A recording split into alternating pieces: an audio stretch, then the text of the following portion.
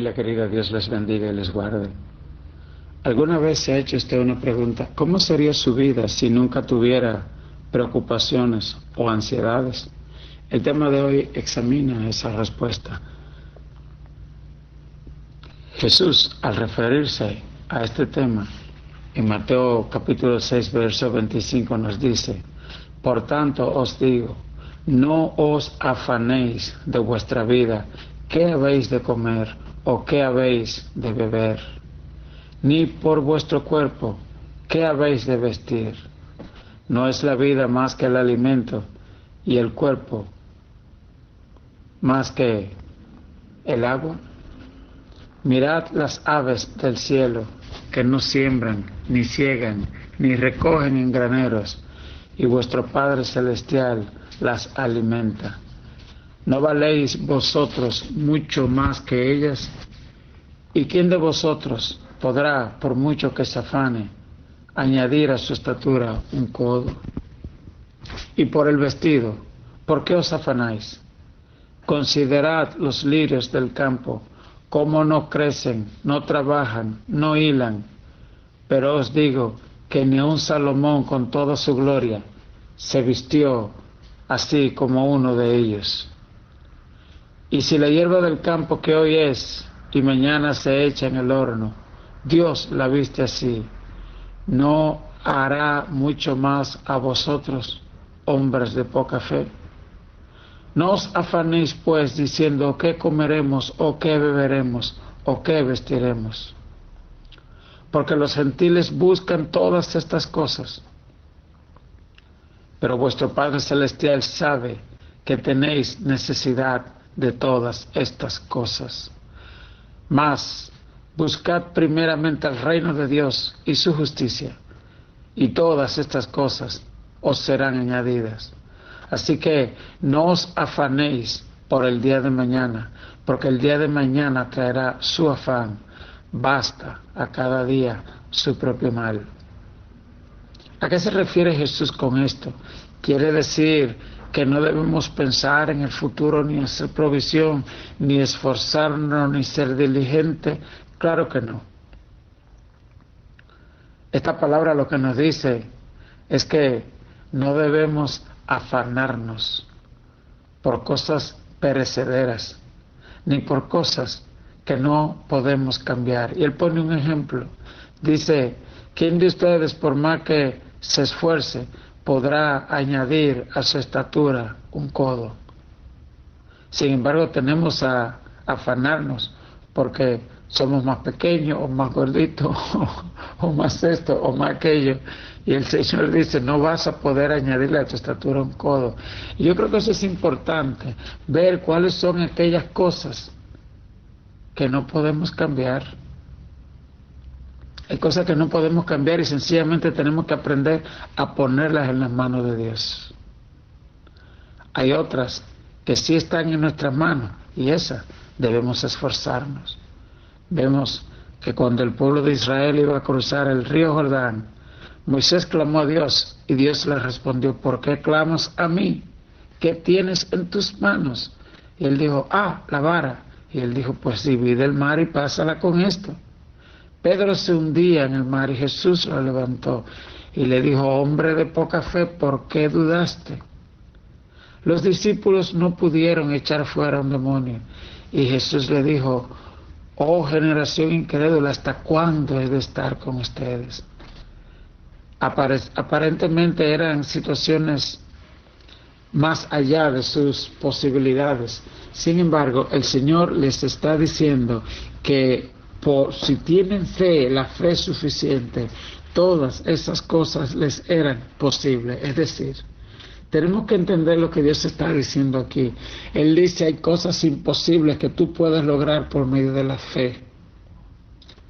Y dice también: y hay cosas en las que tú no puedes lograr, están fuera de tu alcance, y tienes que confiar que están en las manos de Dios. Cosas como añadirle a tu estatura. Pero hay otras cosas que dice la palabra de Dios: pan, alimento y vestido. Dice: no debes afanarte por ella. Y me hace recordar cuando Jesús estaba en el desierto. Dice la Biblia que él tuvo hambre luego de 40 días. Y Satanás usó su estómago, su vientre, para decirle: si eres hijo de Dios, di que estas piedras se conviertan en pan. ¿Cuántas veces Satanás ha utilizado la misma trampa para hacernos creer que si perdemos el trabajo, que si nos falta aquello o que si nos falta lo otro, vamos a morir del hambre? Y la Biblia dice: no he visto justo desamparado, ni su simiente que mendigue pan. Y la Biblia dice: el ángel de Jehová acampa alrededor del que le teme y lo defiende. Y la Biblia dice: gustad y ved que es bueno Jehová, dichoso el hombre que en él confía. Gustad y ved, dice la Biblia, que es bueno el Señor, pues nada falta a los que le temen. Y dice: pacientemente esperé a Jehová, y él se inclinó a mí y escuchó mi clamor, y me hizo sacar del pozo de la desesperación, del lodo cenagoso. Lo que está diciendo la palabra es que hay momentos que debemos saber esperar en Dios. Hay momentos cuando la mejor respuesta que vamos a tener de Dios es un no, como le pasó a su hijo amado cuando en Getsemaní oraba y decía: Señor, si es posible, pasa de mí esta copa. Pero no era la voluntad de Dios. Jesús mismo tuvo que esperar por 3 días en la tumba, y hubo una piedra que él pudo él mismo levantarse de entre los muertos, pero él no lo hizo, él esperó a su Padre. Hubo una piedra que él pudo quitar, pero dice la Biblia que un ángel descendió del cielo y quitó la piedra. Así que en vez de lo que dice la lectura de hoy, afán y ansiedad, que muchas veces tomamos malas decisiones cuando nos apresuramos, cuando nos afanamos, se enferma nuestro corazón y nuestra alma.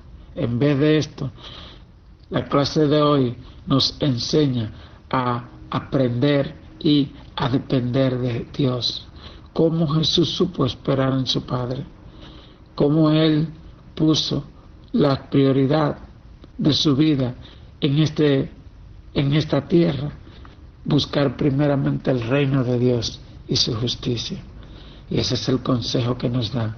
Así que ante estas 3 preocupaciones, que muchas veces las tenemos como las primeras y las más importantes de nuestra vida: el pan, el alimento, el agua y el vestido, el Señor le dice: estas 3, bájala del lugar donde la tiene, busca primeramente el reino de Dios. Y cuando dice busca, esta palabra se refiere a buscar algo incesantemente. Es el mismo consejo que dice el libro Proverbios capítulo 1, cuando dice: hijo mío, si como a la plata la buscares, a la sabiduría, si como el oro lo deseares, entonces entenderás conocimiento. Es a eso que se refiere el Salmo 42 cuando dice: como el ciervo brama por las corrientes de agua, así clamo por ti, oh Dios, el alma mía. Mi alma tiene sed de Dios, del Dios vivo. Es a eso a lo que nos manda la palabra, a reemplazar toda ansiedad con una búsqueda de Dios, con que se establezca, dice: buscar primeramente el reino de Dios y su justicia. ¿Qué es el reino de Dios? La Biblia dice que cuando los demonios son echados fuera, cuando la ansiedad es echada fuera, cuando el temor es echado fuera y se establece la paz, el diseño, la voluntad de Dios en tu vida, es porque el reino de Dios ha llegado. El reino de Dios es cuando se le quita toda autoridad a Satanás y Él es rey, porque muchas veces aceptamos al Señor como Salvador, pero no como nuestro Señor. no como nuestro Rey.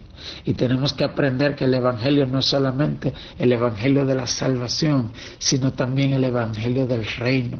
El Evangelio del reino es cuando ponemos al Señor como Rey, como proveedor.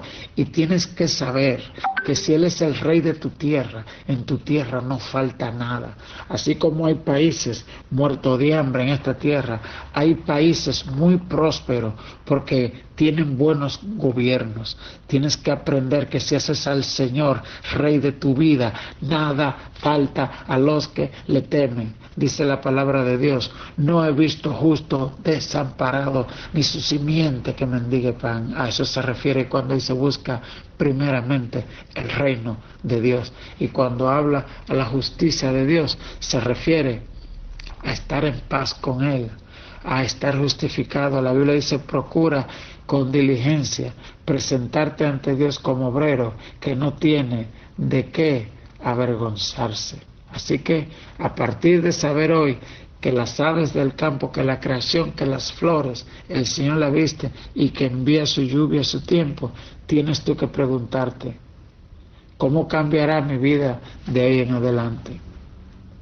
¿Cuáles son aquellas cosas que me han estado afanando y que debo hoy dejar atrás? ¿Cuál es la decisión que debo tomar para considerar el reino de Dios como prioridad máxima? Padre Celestial, echo sobre ti toda ansiedad y preocupación con la que he cargado buscando mi propia felicidad y bienestar. Gracias por considerarme valioso. Añade tu gracia a mi pequeña fe para que pueda buscar primeramente tu reino y tu voluntad, creyendo, confiando que tú suplirás todas mis necesidades. Buenos días, familia. Hermosa esta clase de hoy, esta enseñanza. Y mientras el pastor daba esta disertación, recordaban estos días de la pandemia cómo los pajaritos salían al parque tan felices, tan alegres, y ellos buscaban su comida. Y ellos estaban seguros que aunque quizás las personas no estaban echándole iban a estar ahí echándole maíz a las palomas, y ellos bajaban seguros porque iban a encontrar su provisión. Qué bueno que nosotros también aprendamos a tener esa seguridad en Dios, y como Él dijo que los pajaritos comen y ellos no trabajan, así Él es nuestro sustento cada día en todo, y que confiemos en su Escritura. Que Dios les bendiga, que Dios les guarde en esta mañana.